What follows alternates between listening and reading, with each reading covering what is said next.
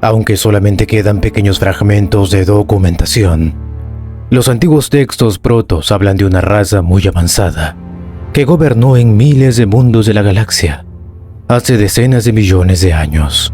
Se rumoreaba que esta enigmática raza, frecuentemente llamada los Xel'Naga o viajeros de la lejanía, habían sembrado y cultivado miles de especies diferentes en los fríos y estériles mundos dentro de su dominio. Las tradiciones protos mantienen que los Xel'Naga eran una raza pacífica y benevolente, totalmente dedicada al estudio y la propagación de la evolución sensible dentro del universo. No se sabe nada del origen de los Xel'Naga, salvo que no eran nativos de la galaxia que dominaban. Obsesionados con conseguir la forma de vida perfecta, los Xel'Naga se esforzaron en crear una criatura que estuviera definida por una marcada pureza de forma. Durante miles de años dirigieron los delicados procesos evolutivos de sus especies. A pesar de que sus prolongados experimentos produjeron muchas desviaciones y mutaciones intrigantes, las razas que los Xel'Naga cultivaban nunca satisfacían sus gigantescas esperanzas. Al final, desesperados, los Xel'Naga concentraron sus esfuerzos frustrados en el mundo más prometedor de todos los que habían construido: Aiur, un enorme mundo jungle en el extremo de la galaxia, en el que había nacido una raza de seres muy avanzados. Seres increíblemente adaptables a condiciones naturales y climas duros. Su fuerza y su velocidad no tenían igual entre las razas que los Xel'Naga conocían. La raza había desarrollado una sociedad tribal rudimentaria, basada en la caza en grupo y reglas de guerreros. No obstante, su aspecto más característico era que se comunicaban unos con otros a través de un modo muy complejo de telepatía instintiva que les permitía trabajar en comunidad con gran eficacia. Los Xel'Naga estaban contentos con los avances de su última creación y reconocieron que la nueva raza era el primero de todos sus experimentos en evolucionar más allá de las restricciones salvajes de las formas de vida más básicas. Para distinguir su ascensión en el orden galáctico, los Xel'Naga dieron a la nueva raza el nombre de Protoss, o los primeros nacidos. Los primeros Protoss vivieron en armonía, recluidos en el mundo de Aiur durante cientos de generaciones, sin conocer nunca la existencia de sus creadores Xel'Naga, que les observaban desde lejos. Aunque los Protoss eran la especie más avanzada que surgió, los Xel'Naga todavía no estaban satisfechos con sus lentos avances y decidieron que era adecuado llevar la evolución de los Protoss más allá. Los Xel'Naga emplearon otro milenio más guiando sutilmente los pasos de sus hijos, hasta que al final tuvieron éxito, llevando a los Protoss a un estado de sensibilidad y conciencia totales. Los primeros nacidos gradualmente se convirtieron en seres altamente intelectuales e introspectivos, consiguiendo niveles más altos, no solo en sus avances culturales, sino también en los avances personales e individuales. Exultantes con su éxito, los Xel'Naga finalmente se dieron a conocer a los Protoss, sin sospechar en el caos que estaba por llegar. La partida y el león del conflicto. La civilización Protoss se extendió por la faz de Aiur en tan solo unos miles de años, terminando con las tribus rivales, acatando un gobierno centralizado.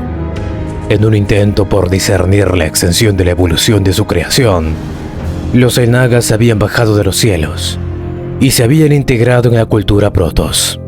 La llegada de los Xel'Naga parece que unió más a las tribus desperdigadas, ya que los Protoss, extremadamente contentos, buscaban en sus ancianos creadores nuevas verdades e ideas. Los Xel'Naga se maravillaban por la disposición de los Protoss de sondear los misterios del universo que los rodeaba. Los Protoss abrigaban una sed insaciable de conocimiento que los llevó a desarrollar tendencias radicales y progresivas de estudio científico y metaneural. A medida que crecían su entendimiento y su conciencia personal, los Protoss se hicieron excesivamente orgullosos y empezaron a dar mayor valor a los logros individuales que al avance comunitario. Las tribus con más éxito empezaron a aislarse unas de otras, cada una buscando definir sus propios roles, no solo dentro de su sociedad inmediata, sino también en el universo más amplio. A medida que las tribus se separaban más y más, los Xel'Naga se tambaleaban de frustración. Especulaban si no habrían presionado demasiado a la evolución de los protos, y con ello, echado a perder la pureza de su creación. Muchos Xel'Naga creían que los protos habían perdido uno de sus puntos más fuertes, ya que los egos individuales habían superado a la primitiva unión comunitaria. Las tribus, movidas por búsquedas individualistas, hicieron resurgir sus propios principios y ritos ancestrales para separarse aún más de sus hermanos, olvidando el tiempo en el que solo había temor y reverencia ante sus creadores. Así se empezaron a crear sospechas entre las tribus sobre el interés de los Xel'Naga en sus asuntos. A medida que pasaban los meses en Aiur, los protos empezaron a sentirse más retraídos con sus profesores Xel'Naga, ya que en cada tribu corrían rumores salvajes e infundados sobre la supuesta traición de sus creadores. Intentando separarse completamente del resto de su raza, las tribus empezaron a perder la conexión con su unión psíquica primitiva. La ruptura de la empatía inherente de los unos con los otros de los protos fue la causante de la disolución de los últimos restos de unidad y hermandad entre ellos. La separación de la unión psíquica también fue el mayor signo para los Xel'Naga de que los protos trágicamente habían perdido el elemento más fundamental de su grandeza. Convencidos de que habían cometido un grave error presionando su creación fallida, los Xel'Naga decidieron abandonar Aiur para siempre. Los recelosos protos, al oír de la partida de sus creadores, reaccionaron con un ataque precipitado y violento contra las naves mundos de los Xel'Naga.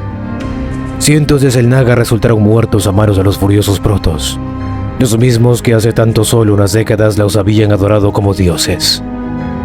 Los Xel'Naga repelieron el temerario ataque de los protos y con tristeza lanzaron la mayoría de sus naves enormes al vacío, sin caminos más allá de Aiur.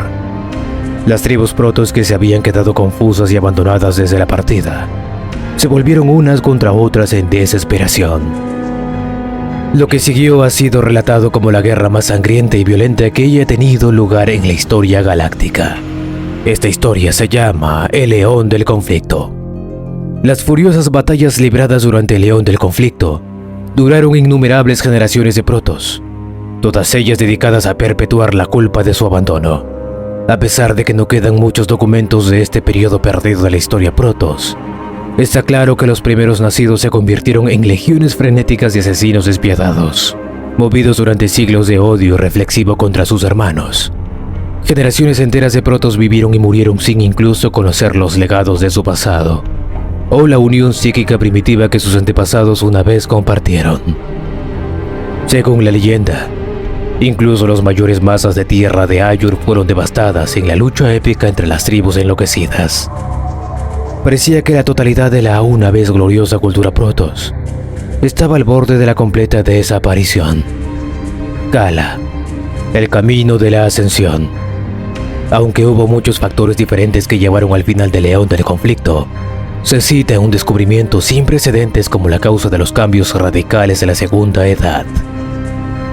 Mientras las enemistades morales seguían cobrándose víctimas en otras generaciones, un místico excéntrico tuvo una idea fundamental. El místico, cuyo nombre verdadero ha quedado en el olvido, recibió el nombre de Kaz, o el que trae el orden. Kaz, habiendo estudiado las enseñanzas arcaicas prohibidas de los Xel'Naga, desenterró unos antiguos artefactos monolíticos conocidos como los cristales Kaidarin. Los cristales, olvidados por los apresurados Xel'Naga, eran fundamentales para facilitar sus experimentos protogenéticos. Kaz fue capaz de canalizar las energías primitivas de los cristales a través de él mismo, permitiéndole el acceso a la unión psíquica primordial de su raza. Por primera vez en miles de años se tocó la fibra sensible primitiva de los protos.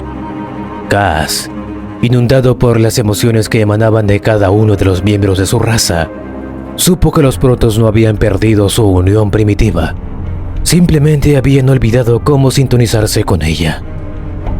Horrorizado por las emociones bélicas que habían estado destruyendo su raza durante incontables siglos, Kaz empezó a buscar una forma de curar los dolores abrasadores de su gente. Reunió a muchos protos jóvenes y enseñó a la nueva generación de guerreros cómo tener acceso a su unión psíquica latente. Estos jóvenes, de repente libres para distanciarse del horrendo conflicto que los rodeaba, pudieron ver claramente que la lucha de su raza era un disparate. Creían que los Xel'Naga habían hecho lo correcto abandonándolos, y que debido a que la esencia racial había sido corrompida por el resurgimiento del ego, eran sin duda una creación fallida. No obstante, mantenían que como su fallo inherente no era culpa suya. El conflicto interno de los protos y el tumulto racial no tenía base y estaba hueco. Kaz desarrolló un sistema racial de progresión psíquica con la esperanza de disciplinar a la nueva generación y evitar que repitieran los trágicos errores de las generaciones pasadas. Siguiendo las teorías de Kaz sobre la corrupción de la esencia, el Kala, o el camino de ascensión, pidió a los protos que olvidaran sus propios caprichos y se esforzaran por reunificar a su raza comunitaria, una vez antiguamente tan poderosa. La mayor esperanza de Kaz era que el Kala instalase un nuevo sentido de esencia y vitalidad en la raza Protoss. Poco a poco muchos Protoss dejaron sus antiquísimas enemistades y se reunieron a las crecientes legiones de Kalai. Esto marcó el verdadero punto de inflexión del león del conflicto y llevó a la fundación de la Segunda Edad. A medida que las terribles guerras iban disminuyendo y las tribus otra vez empezaron a curarse y unirse, la premisa del Kala empezó a calar incluso en las raíces más profundas y fundamentales de la nueva sociedad Protoss. Dae-Ul, la administración. El Kala principalmente significó definir un sistema rígido de comportamiento, así como también condujo el cambio de una sociedad tribal a un sistema de castas. Todos los miembros de las tribus Protoss fueron divididos entre nuevas castas: los Judicatores, los Kalai y los Templarios. Este cambio funcionó para eliminar los últimos restos de viejas hostilidades entre las tribus y reforzar la resolución de los Protoss para comenzar de nuevo. La casta de los Judicatores estaba compuesta de ancianos y hombres de estado Protoss, cuya principal responsabilidad era gobernar a los Protoss con los dictados de la ley Kala. La asamblea de Judicatores estaba regida por un pequeño grupo de ancianos conocido como el Cónclave. La segunda casta, conocida como los Kalai, se componía de la mayoría de la sociedad Protoss. La casta Kalai representaba a los industriales, científicos y trabajadores que continuaban reconstruyendo sus tierras natales después de los duros conflictos del León del Conflicto. La tercera casta, llamada los Templarios, eran los guerreros sagrados y los defensores de Ayur, quienes seguían las disciplinas del Kala para conseguir los elevados poderes psiónicos. Bajo el nuevo liderazgo del Cónclave y sus administradores Judicatores, y armados con el celoso poder de los Templarios, los Protoss pronto reconstruyeron su diezmado mundo de Ayur, convirtiéndolo en un bullicioso paraíso, con su creciente prosperidad, que les condujo a redescubrir muchas de las ciencias y estudios que habían perdido. Los Protoss se aventuraron a viajar por las estrellas, y en el curso de unos pocos cientos de años, los Protoss conquistaron cientos de mundos dentro de su rincón de la galaxia, y extendieron los frutos de su gran civilización a muchas de las razas más avanzadas que encontraron. Con todo esto, los Protoss, sin proponérselo, tuvieron éxito al reclamar un octavo de los mundos que antes habían presidido los Xel'Naga. De acuerdo con los estrictos códigos del Kala, los Protoss asumieron la carga del Dae-Ul, o la Gran Administración. Siguiendo las antiguas tradiciones de los Xel'Naga, el Dae-Ul exigía que los Protoss protegieran y salvaguardaran a las razas inferiores que vivían a su sombra. No obstante, a diferencia de sus predecesores, los Protoss se negaron a manipular o a interferir en los procesos evolutivos de las razas inferiores bajo su protección. Siempre atentos contra amenazas xenomórficas, los Protoss observaban de cerca a sus pupilos que no sospechaban nada. Pero, igual que los Xel'Naga muchos milenios antes, los Protoss mantuvieron su presencia oculta a las razas inferiores que tenían a su cuidado. Muchos cientos de especies crecieron y prosperaron en los diferentes mundos de su espacio, sin saber nunca que estaban secretamente vigilados desde las alturas. Los Templarios tétricos, a pesar de que su nueva civilización ilustrada crecía y prosperaba, el Cónclave Protoss mantenía un oscuro y vergonzoso secreto oculto en las masas. Había unas cuantas tribus disidentes que se negaban a aceptar el Kala, creyendo que sus identidades individuales desaparecerían para promover aún más la regla de los judicatores. Las tribus Rogue no eran hostiles o militantes, pero creían que la agenda comunitaria del cónclave sería la condena final de su raza.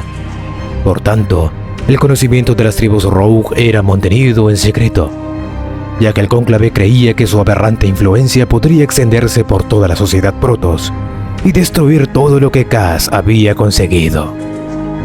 Convencido de que los Rogue constituían una amenaza palpable para el nuevo orden, el cónclave ordenó a las fuerzas de templarios que erradicaran a los disidentes. Los templarios, dirigidos por un joven guerrero llamado Adun, no podían resignarse a acabar con sus desobedientes hermanos. En su lugar, el idealístico Adun intentó ocultar las tribus Rogue de la vista del cónclave. Adun creía que podría convencer a los Rogue de la verdad del Kala, enseñándoles a manipular sus propios poderes iónicos latentes. A pesar de que sus poderes eran iguales a los de los poderosos templarios, los Rogue siguieron negándose a someter sus libres y apasionados espíritus al Kala.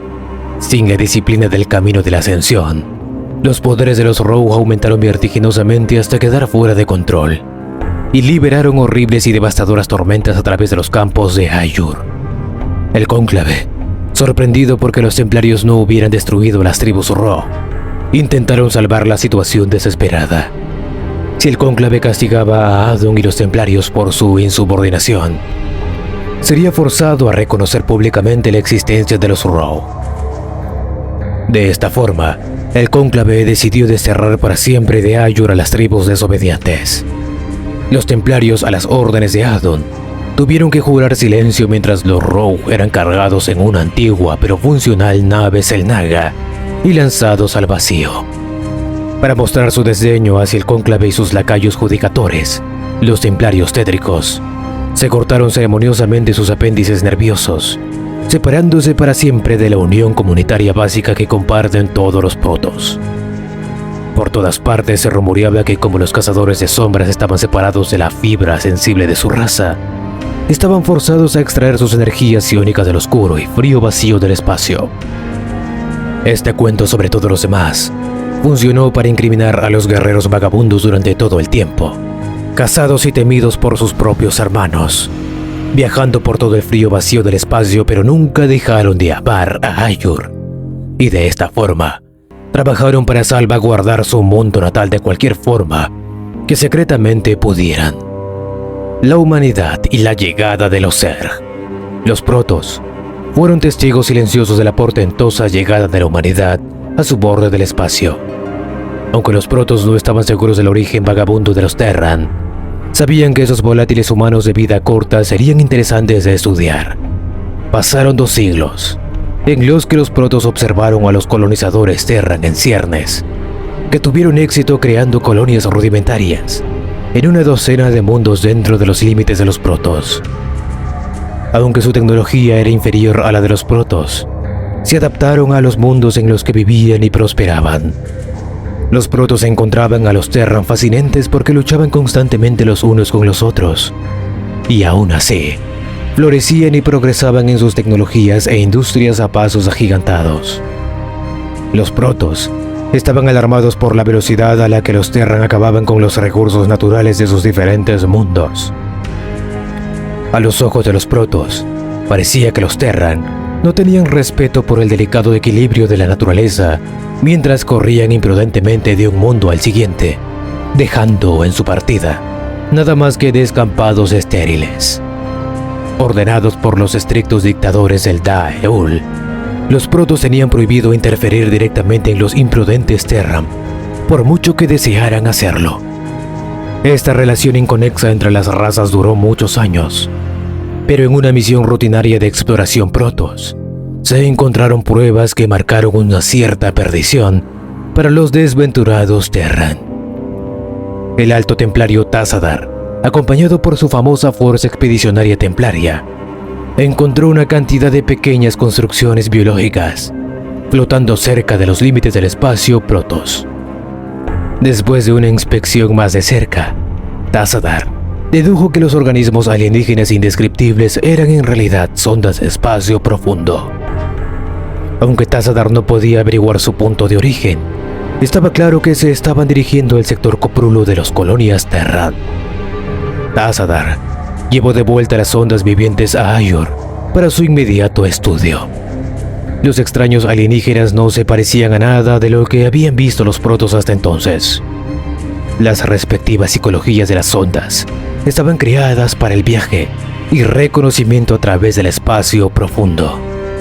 En un intento por discernir su procedencia, los protos enfocaron las energías de los cristales Kaidarin a través de las minúsculas mentes de las sondas. Los protos no se lo podían creer cuando descubrieron que las ondas alienígenas respondían rápida y naturalmente a las potentes energías de los cristales. Su sorpresa se vio aumentada por el hecho de que solo las criaturas nacidas de la protogenética de los Xel'Naga podían procesar adecuadamente las energías de los grandes cristales. Más alarmante era la vaga corriente de pensamiento que se repetía una y otra vez en los cerebros minúsculos de las ondas. Encontrar a la humanidad, erradicar, aprender, evolucionar. Los protos especularon que las ondas eran los precursores de una gran y nueva amenaza a su sección de la galaxia. Si las criaturas estaban creadas con tecnología Xel'Naga, serían muy avanzadas y extremadamente poderosas. Para los protos, estaba claro que esta nueva raza constituía un peligro palpable para todos los seres vivientes, y que estuviera donde estuviera, el grueso de la raza debía estar buscando a los confiados colonizadores Terran. Los protos empezaron a enviar exploradores avanzados para buscar en las rutas espaciales circundantes cualquier signo de invasores alienígenas. Tassadar reivindicó que bajo los dictados del Da'Eul era la responsabilidad elegida de los protos proteger a las razas bajo su observación. No obstante, el cónclave discutía que si la inútil raza de los Terran ya había sido infectada por alguna amenaza nueva, deberían ser quemados y erradicados. Comenzó un gran debate entre los judicatores y los templarios sobre cómo deberían implicarse en la inminente aprieto de los Terran. En lo único en lo que estaban de acuerdo era en que la criatura estaban indudablemente creadas con la ciencia Xel'Naga. Y si era cierto que estaban creados por los ancianos, sería mejor que los protos estuvieran en guardia. Se acordó enviar a Tassadar y su fuerza expedicionaria a controlar los mundos Terran, intentando discernir la severidad del peligro inminente. Para ello, Tassadar dirigió a su nave de mando, el Gan Tritor, y a casi un centenar de otras enormes naves de guerra al sector Terran de Coprulo. El principio del fin. A la llegada del sector Terran, los exploradores de Tassadar encontraron evidencias de que la misteriosa amenaza alienígena había empezado a causar bajas en las colonias Terran. En una inspección más cercana, Tassadar encontró que la colonia limítrofe de Chauzar estaba infestada por organismos alienígenas. La superficie entera de la colonia estaba cubierta por una sustancia tóxica espesa que erosionaba sin pesar de la corteza del planeta. Para empeorar las cosas, los alienígenas mismos habían infestado o matado a la mayoría de los colonos humanos. Tassadar, horrorizado por la devastación, solo podía preguntar por qué los Terran no se habían apresurado a ayudar a su mundo asediado. El cónclave, al oír de la suerte de la colonia, ordenó inmediatamente a Tassadar que quemara el planeta para acabar con la infestación. Sabiendo que el fuego erradicaría toda la vida del planeta, Tassadar, lleno de tristeza, obedeció a sus maestros. Las pesadas naves de guerra protos cargaron sus armas y abrieron fuego sobre la confiada colonia. Pero todavía había algunos mundos cercanos que sin duda también estaban infestados. Tassadar fue ordenando quemar esos mundos y cualquier otro emplazamiento Terran que tuviera la mínima posibilidad de infestación. Trasladando su flota a la segunda colonia infestada de Marsara, Tassadar empezó a dudar de la moralidad de sus órdenes. Los guerreros Terran, cogidos totalmente por sorpresa por el ataque inicial de los protos, lanzaron una flota de naves estelares para interceptar a la flota de Tassadar. La flota Terran se preparó para defender la colonia de los protos, justo cuando Tassadar ordenaba a sus naves que se apartaran y retiraran. Tassadar, luchando contra sus dudas interiores, no podía destruir Marsara o la flota que había venido a protegerla. buscó una forma de derrotar a los alienígenas, sin eliminar arbitrariamente a la humanidad en el proceso.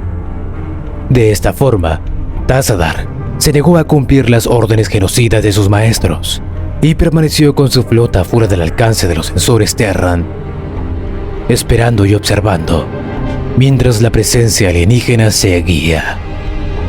Ya conocimos el origen de los protos. Ahora continuemos con la campaña.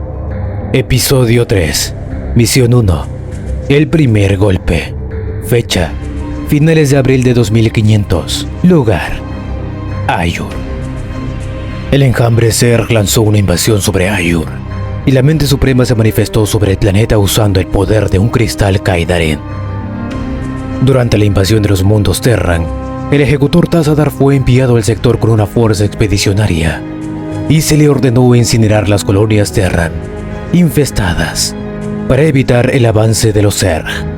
Pero en su lugar, Tassadar ignoró sus órdenes e intentó atacar a los Zerg directamente sin someter a los Terran ante las llamas. Ya que Tassadar desobedeció las órdenes del cónclave y no había regresado desde entonces a Ayur, el cónclave consideró a Tassadar como un desertor. 2 días después de la invasión Zerg, el cónclave asignó a Artanis como el nuevo ejecutor de sus fuerzas. Su consejero en representación del cónclave, el juez Aldaris, confiaba en que las prioridades del cónclave eran reforzar las defensas de Ayur. Para este propósito, Artanis fue enviado a la provincia de Antioquía, que en ese momento estaba siendo atacada por los Zerg, y asegurar el área. El amigo y camarada de Artanis, el magistrado Fénix, ya estaba en Antioquía y ayudaría a Artanis en su misión. Una pequeña banda de guerreros dirigidos por Artanis viajó hasta Antioquía y se conectó con las fuerzas de Fénix, posicionados en una altamente dañada base Protoss. Artanis tomó el control de la base y la reconstruyó para prepararse para un contraataque. Fénix dirigió a los Protoss contra los Zerg y destruyeron su base, asegurando el área de los Zerg para el momento. Misión 2. En las llamas. Fecha: finales de abril de 2500. Lugar: Ayur.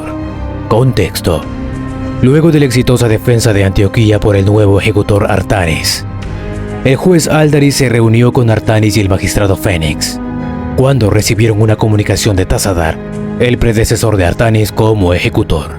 Tassadar reveló que luego de la caída de Tarsonis, el cónclave le ordenó volver a Ayur, pero que sintió un poderoso llamado psiónico desde Carbonis y decidió quedarse a investigar. Ahí encontró y salió con los Templarios Oscuros, liderados por el prelado oscuro Zeratul. Durante esta expedición, Tassadar descubrió que las colonias del enjambre Zerg son controladas por cerebrados, y que si los cerebrados eran asesinados, sus colonias serían descontroladas. Aunque Aldaris estaba enfurecido por las acciones de Tassadar, incluyendo su alianza con los herejes templarios oscuros, Fénix y Artanis pensaron que el consejo de Tassadar era válido para ser investigado. Fénix se ofreció para dirigir una fuerza de ataque contra el área de anidación del cerebrado, mientras Artanis mantenía ocupados a los Zerg desde el frente. Aldaris permitió que este plan procediera, pero le ordenó a Tassadar que regresara a Ayur.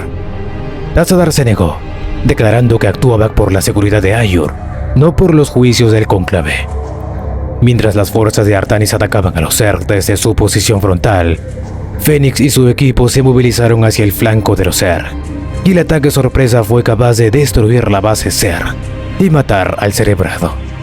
Fénix permaneció en Antioquía para observar lo que sucedería con la colonia con la muerte del cerebrado, mientras Artanis regresaba a su ciudadela. Lamentablemente, el cerebrado volvió a la vida y la colonia permaneció activa bajo su control. Y los Zerg continuaron con su invasión sobre Antioquía. Misión 3. Terreno elevado. Fecha: finales de abril, principios de mayo 2500. Lugar: Ayur. Artanis regresó a su ciudadela mientras Fénix permaneció en Antioquía con una pequeña fuerza especial para monitorear a los Zerg. Fénix finalmente les informó a Artanis y al juez Aldaris que el cerebrado había revivido a pesar de su ataque, y ahora estaba movilizando a su colonia para otro ataque contra Antioquía. Aldaris consideró que este fracaso prueba que Tassadar no era de confiar, y declaró que atacar cerebrados indefensos era una forma de pelear poco honorable. El cónclave decretó que el ejecutor debería lanzar una ofensiva contra los Zerg, ahora que Antioquía estaba segura bajo la guardia de Fénix. Artanis y Aldaris fueron enviados a la provincia de Sion, que ya había caído ante los Zerg, para destruirlos y recuperar la provincia. Aunque las fuerzas y los esfuerzos de Artanis fueron exitosos, y los Zerg que infestaban Sion fueron destruidos, pronto Antioquía fue asediado por abrumantes fuerzas Zerg. Con el ejército de los protos ocupados no se pudo enviar refuerzos para que los ayudaran, y Antioquía cayó ante los Zerg. En la batalla, Fénix fue derrotado y fue dado por muerto. Sin embargo, su cuerpo destrozado fue recuperado y fue revivido en la coraza de un dragón. Misión 4. A la casa de Tazadar. Fecha: mayo del 2500. Lugar: Ayur. Luego de la exitosa defensa de Sion, el cónclave creía que sus esfuerzos contra los Zerg estaban teniendo éxito y pusieron toda su atención hacia asuntos personales. Su preocupación ahora era el rebelde ejecutor Tazadar, quien salió con los herejes templarios oscuros. El juez Aldaris y el ejecutor Artanis fueron enviados a Carbonis, el último paradero conocido de Tazadar, para encontrarlo y llevarlo a casa, a Ayur, para ser juzgado por traición. Artanis se negó a dejar a Ayur en medio de la invasión, y demasiado pronto después de la muerte del magistrado Fénix, pero aceptó sus órdenes para dirigir la expedición. Aldaris y Artanis encontraron a Tazadar en Carbonis, acompañado del Terran Jim Raynor, con quien había forjado una amistad. Aldaris le ordenó a Artanis arrestar a Tazadar, pero Tazadar insistió en que él había actuado por el bien mayor de Ayur, ya que solo los templarios oscuros podían matar a los cerebrados que la mente suprema Zerg usa para controlar a sus colonias. Él le pidió a Artanis que le ayudara a encontrar al prelado oscuro Zeratul, quien seguía en Carbonis. Artanis tomó el mando de las fuerzas restantes de Tazadar y lo llevó al punto de transposición. Sin embargo, en vez de llevarlo de regreso a Ayur, Artanis acudió al llamado de ayuda de Tazadar y descendió a Carbonis para encontrar a Zeratul. Misión 5. Decisiones. Fecha: mayo del 2500. Lugar: Carbonis. El juez Aldaris y el ejecutor Artanis fueron enviados a Carbonis a encontrar al alto templario rebelde Tazadar y llevarlo a casa en Ayur para someterse a juicio bajo crímenes de traición. En su lugar, Artanis decidió ayudar a Tazadar a encontrar el prelado oscuro Zeratul, quien Tazadar creía que les podía ayudar a salvar a Ayur de la invasión Zerg. Artanis y Tazadar descendieron a la superficie de Carbonis, en donde Zeratul se refugió en un complejo Terran infestado por los Zerg. Aldaris contactó a los dos y le rogó a Artanis que echara pie atrás, o sería considerado un traidor por el cónclave junto a Tazadar. Tazadar y Aldaris discutieron sobre la legitimidad de las acciones de Tazadar, con Aldaris sacando a relucir el fallido ataque sobre un cerebrado Zerg, que fue ejecutado bajo el consejo de Tazadar, quien explicó que él descubrió que solo las energías de los templarios oscuros podrían matar a un cerebrado de manera permanente, siendo por esto que la ayuda de Zeratul era tan necesaria. Artanis siguió al lado de Tazadar, y un furioso Aldaris dejó Carbonis para volver a informar al cónclave de estos eventos. Artanis y Tazadar se enfrentaron a los Zerg, e incluso se cruzaron con el escuadrón Alfa del dominio Terran por meterse en su espacio aéreo. El escuadrón Alfa envió una pequeña flota de ataque contra los protos, pero esta flota fue destruida y los protos enfocaron su atención nuevamente sobre los Zerg. Artanis pudo infiltrar un transbordador que contenía a Tazadar y a dos Zealots detrás de las líneas Zerg, permitiendo que los tres entraran en un complejo infestado y comenzaran a buscar a Zeratul. Misión 6. En la oscuridad. Fecha: mayo de 2500. Lugar: Carbonis. El ejecutor Artanis y el alto templario Tazadar descendieron a la superficie de Carbonis para encontrar al prelado oscuro Zeratul. Tazadar creía que solo la ayuda de los templarios oscuros podría detener la invasión de los Zerg sobre Ayur. Al entrar al complejo donde se pensaba que Zeratul y los otros templarios se estaban escondiendo, Tazadar no pudo sentir su presencia y tuvo que buscarlo a pie. Tazadar y su escolta exploraron los complejos infestados, ayudados por sobrevivientes Terran que habían sobrevivido a los ataques de los Zerg. Luego de abrirse camino a través de una fuerte resistencia de los Zerg, Tazadar y sus aliados encontraron a Zeratul y a los demás templarios oscuros.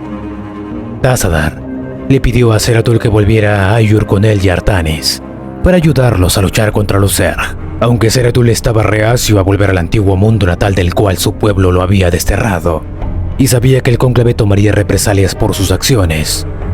Él aún así aceptó. Misión 7, Mundo Natal. Fecha: junio del 2500. Lugar: Aiur. Artanis, Tazadar y Zeratul regresaron a Aiur y fueron contactados por Fénix, un camarada de Artanis y Tazadar que fue dado por muerto en un ataque Zerg. Fénix dijo que había sido preservado en la coraza de un dragón y les advirtió que Aldaris y el cónclave tenían la intención de arrestarlos apenas llegaran al planeta y ejecutarían a Zeratul. Aún sorprendido por el cegado celo del cónclave, Tazadar decidió irse a la guerra con el cónclave si eso significaba proteger a los templarios oscuros. El Fénix se preparó para ayudarlo contra sus fuerzas. Tazadar, Zeratul y sus seguidores aterrizaron sobre Aiur y se encontraron con una bienvenida hostil por parte de Aldaris, quien les exigió que se rindieran. Tazadar se negó y el cónclave atacó. Los guerreros huyeron hasta una base asegurada por Fénix y se prepararon para contraatacar al cónclave. La batalla resultante destruyó al Kor Shakal, matando a todos los miembros del cónclave en su interior. Aunque sus fuerzas fueron victoriosas, Tazadar estaba horrorizado por la visión de los guerreros protos, luchando los unos contra los otros en su mundo natal, y se rindió ante el cónclave.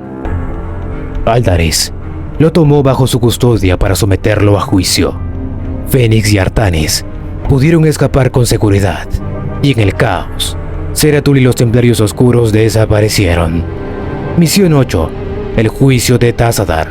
Fecha: junio del 2500. Lugar: Aiur.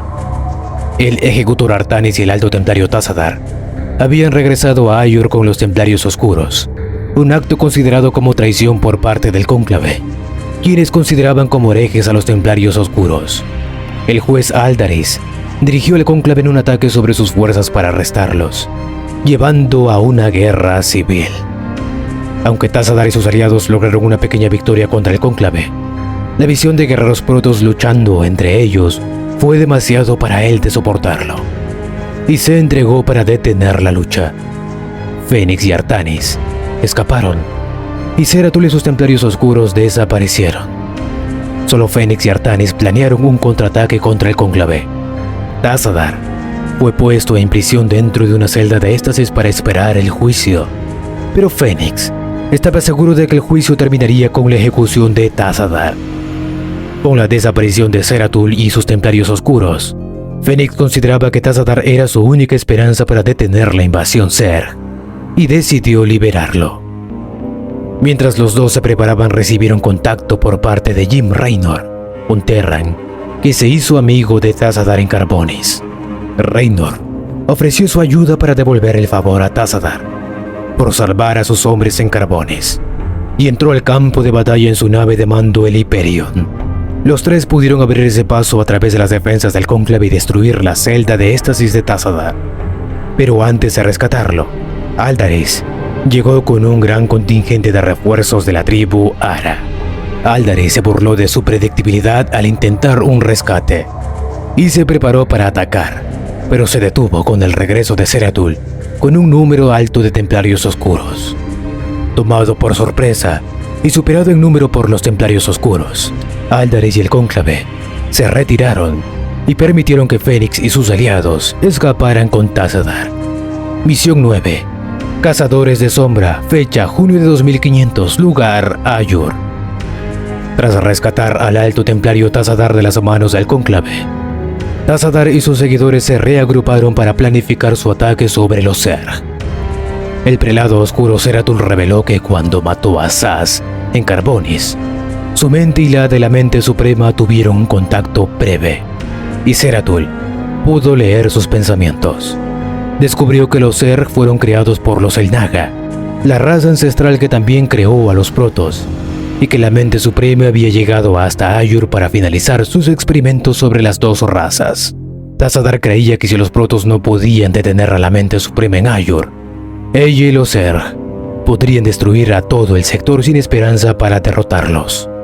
Fénix propuso dirigir un ataque sobre dos cerebrados y destruir a los defensores Zerg para permitir que Zeratul se acerque y asesine a los cerebrados.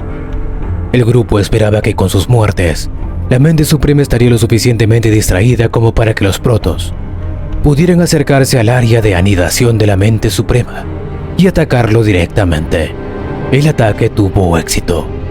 Zeratul asesinó a los cerebrados, haciendo que los defensores de la mente suprema se volvieran erráticos, permitiendo que los Protoss planificaran un ataque sobre la propia criatura.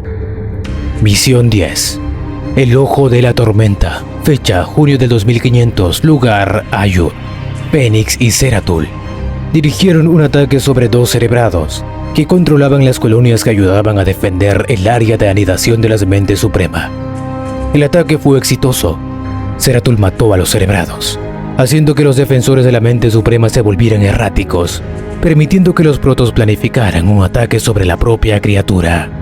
Jim Raynor, un Terran que se hizo amigo de Tassadar en Carbonis, brindó la ayuda de sus hombres en el ataque. Los seguidores de Tassadar se movieron desde el suroeste, con Tassadar pilotando la nave de mando, la nave el Gan Tritor en la batalla, mientras que los rebeldes de Raynor se posicionaron al noroeste con Raynor comandando desde su nave insignia el Hyperion.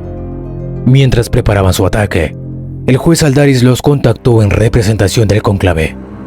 Les informó que el cónclave presenció su victoria sobre los cerebrados, y ahora reconocían que ellos estaban equivocados al perseguir a Tassadar y a sus aliados.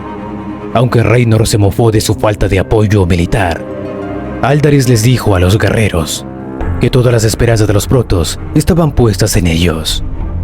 Luego de una feroz batalla, las fuerzas Terran y Protoss pudieron perforar las defensas de la mente suprema y causarle grandes daños a la criatura.